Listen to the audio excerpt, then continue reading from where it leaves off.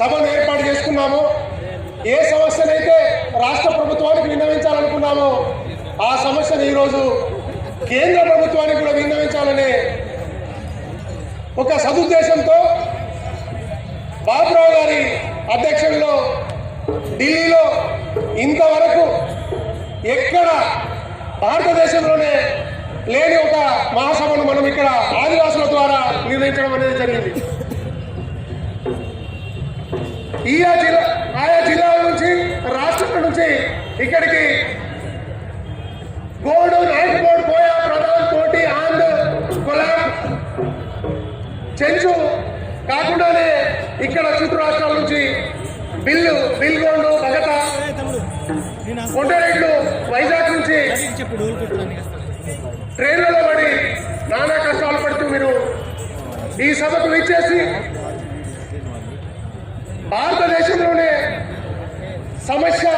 ఆదివాసుల సమస్య అందరిది ఒకటి అని నిరూపించడానికి వచ్చిన మీ అందరికీ పాదాభివందనాలు.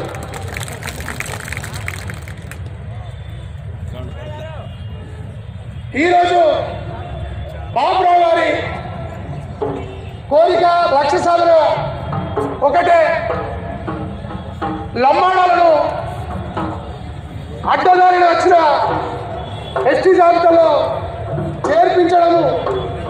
అనేది ఒక కళ్ళాన్ని ఇప్పటిదాకా సార్ మనకి చెప్పిన వాళ్ళు చేర్చలేరు, వాళ్ళే క్రియేట్ చేసుకొని మనకి ఆ రోజు ఎమర్జెన్సీ పీరియడ్లో చట్టాలను చేయాలని పీరియడ్లో వాళ్ళని చేర్చడం అనేది జరిగింది. వాళ్ళు ఎస్టీలే కాదు, అయినా వాళ్ళు రిజర్వేషన్లు పొందుతున్నారని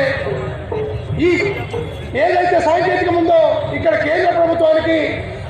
ఇక్కడ ఉన్న సుప్రీంకోర్టుకు, ఇక్కడ ఉన్న నాయకులకు, ఇక్కడ ఉన్న అధిష్టానానికి, ఇక్కడ ఉన్న మన ప్రధానమంత్రి నరేంద్ర మోడీ గారికి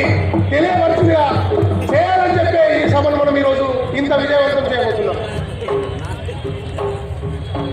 మీరందరూ మీ కష్టానికి ఫలితం ఖచ్చితంగా దక్కుతుంది. ఈరోజు ఢిల్లీలో ఇప్పటి వరకు జంతర్ మంతర్ ఆయా ప్రాంతాల్లో చాలా సంఘాలు, రైతు సంఘాలు ఈ రకంగా చాలా మీటింగ్లు, చాలా కార్యక్రమాలు చరిత్రలో చేయడం అనేది జరిగింది. కానీ రామ్లీలా మైదానంలో ఇంత జనంతో, అది ఆదివాసులు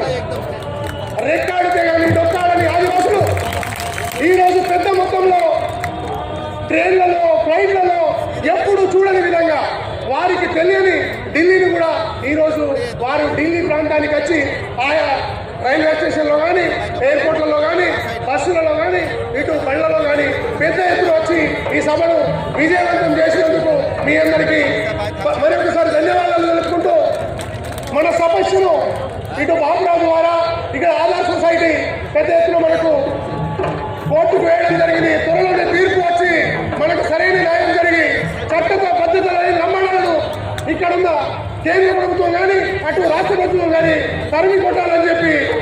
ఆశిస్తూ ఈ సభను విజయవంతం చేసిన అన్ని ఆదివాసీ కుల సంఘాలకు నా యొక్క వందనాలు.